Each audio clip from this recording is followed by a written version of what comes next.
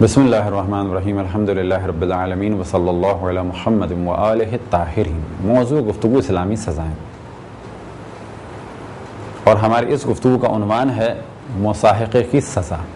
یہ وہ عمل ہے کہ جس طرح سے مرد کے ساتھ جنسی تعلق برقرار کرے، لیکن وہاں انٹرکورس ممکن ہے کہ ہو جائے، تو اس عمل کو کہا جاتا ہے لواط، اور اس کی سخت ترین سزا ہے جو ہم نے سابقہ نشست میں بیان کی، اور ان سزاؤں کے بارے میں پھر ہم توجہ دلائیں کہ یا اسے قتل کیا جائے گا، یا اسے آگ میں ڈالا جائے گا، یا ہاتھ پاؤں باندھ کے اسے بلندی سے پھینکا جائے گا، یا سنسار کیا جائے گا، یا اس کو کسی بڑی دیوار کے نیچے بٹھا کر اس پر دیوار گرا دی جائے گی۔ مصاحقے کی بھی سزا ہے، اور یہ وہ عمل ہے کہ دو خواتین آپس میں انجام دیں۔ اب اگر دو خواتین آپس میں اپنی شرمگاہوں کو ملاتی ہیں اور جنسی لذت حاصل کرتی ہیں تو اس عمل کو کہا جاتا ہے مصاحقہ۔ اسلام میں اس کی سزا ہے، اور یہ ثابت ہوگی دو طریقوں سے، جس طرح سے لواطت ثابت ہوتا ہے۔ اور پہلا مرحلہ ہے کہ یہ گناہ ثابت ہوگا گواہوں کے ذریعے سے، اور ضروری ہے کہ 4 عادل مرد گواہ اس عمل کو ہوتے ہوئے دیکھیں، یا 3 عادل مرد ہوں اور 2 خواتین ہوں، یا 2 عادل مرد ہوں اور 4 عادل خواتین ہوں۔ اب اگر وہ گواہی دیں گی اور گواہی بھی شرائط کے ساتھ ہو تو ایسی صورت میں ان پر حد جاری ہوگی۔ اور جرم ثابت ہونے کا دوسرا طریقہ ہے اقرار۔ لیکن پہلے بھی ہم نے توجہ دلائی کہ مولا امیر المؤمنین علیہ السلام سے روایت میں نقل ہوا کہ آپ نے فرمایا کہ خدا کی قسم اگر کوئی اللہ سبحانہ و تعالیٰ سے استغفار کرتا ہے تو یہ بہتر ہے اس نسبت کہ وہ لوگوں کے سامنے آ کر، یعنی قاضی کے سامنے آ کر اقرار کرے اور اس پر سزا جاری ہو۔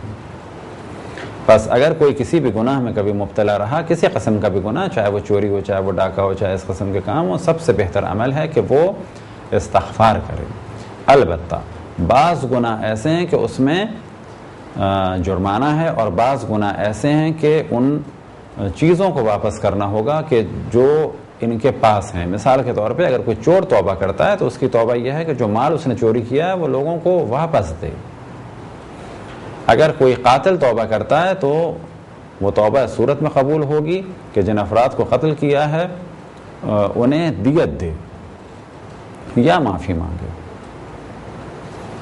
لیکن اس قسم کے جنسی کاموں کے لیے کہا جا سکتا ہے کہ توبہ کافی ہے، ان کی نہ قضا ہے اور نہ ہی کوئی جرمانہ ہے۔ لیکن ہاں، اگر کفارے کے طور پہ زیادہ سے زیادہ روزے رکھے تاکہ ان گناہوں کی لذت بھی اس کے ذہن سے نکل جائے تو یہ عمل اچھا ہے، لیکن وہ روزے رکھنا بھی واجب نہیں ہے۔ واجب یہ ہے کہ فقط توبہ کرے۔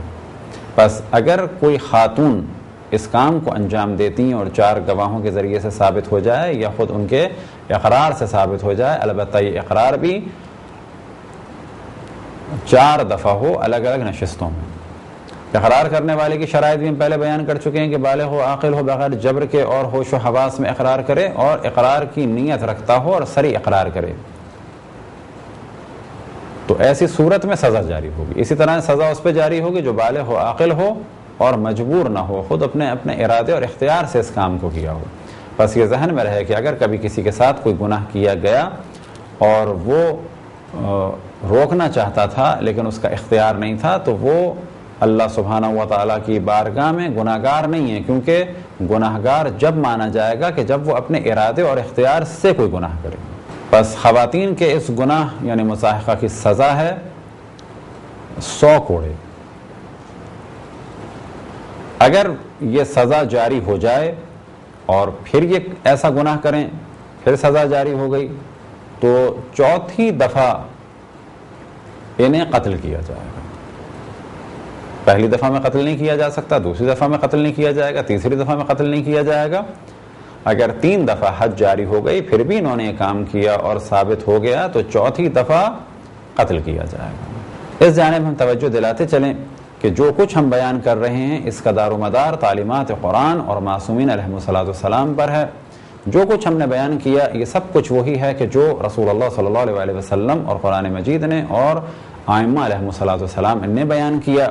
لہٰذا یہ تصور کہ یہ غلط باتیں، کھل کے باتیں ہو رہی ہیں، بالکل غلط ہے۔ ان چیزوں کو بیان ہونا چاہیے، بلکہ یہ وہ چیزیں ہیں کہ جو کئی ہزار سال پہلے انبیاء علیہم السلام بیان کر چکے ہیں، اور ان کو بیان کرنے کا ہدف ہی یہ ہے کہ زمین پر گناہ نہ ہوں۔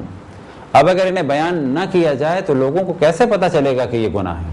اگر ان کاموں کی سزا نہ دی جائے تو یہ کام کیسے ختم ہوں گے؟ بس ان موضوعات کو ڈسکس کرنا اس لیے کہ زمین پر گناہ نہ ہو ضروری ہے۔ ہاں، اگر ان موضوعات کو بیان کیا جائے چھوٹے چھوٹے بچوں کے سامنے کہ جن کی عمر ابھی اتنی نہ ہو کہ وہ ان بحثوں کو سمجھ سکیں، تو کہا جائے گا ہر وہ موضوع کہ جس کے ذریعے سے کوئی بگڑ سکتا ہے یا اس کا ذہن خراب ہو سکتا ہے اس کے سامنے سے بیان نہ کیا جائے۔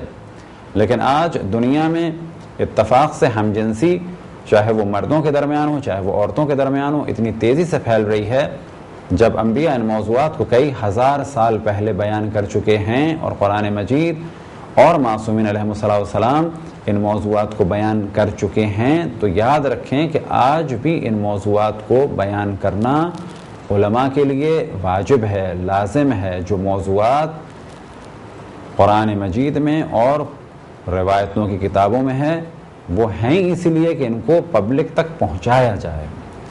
گو کہ ہم یہ جانتے ہیں کہ ہمارے خلاف بہت زیادہ پروپیگنڈا ہوگا، بہت زیادہ ہمیں مشکلات ہوں گی کہ انہوں نے ان موضوعات کو بیان کیا، لیکن یاد رکھیں کہ یہ تمام وہ موضوعات ہیں کہ جنہیں قرآن اور معصومین علیہم السلام نے بیان کیا انسانوں کو گناہوں سے بچانے کے لیے۔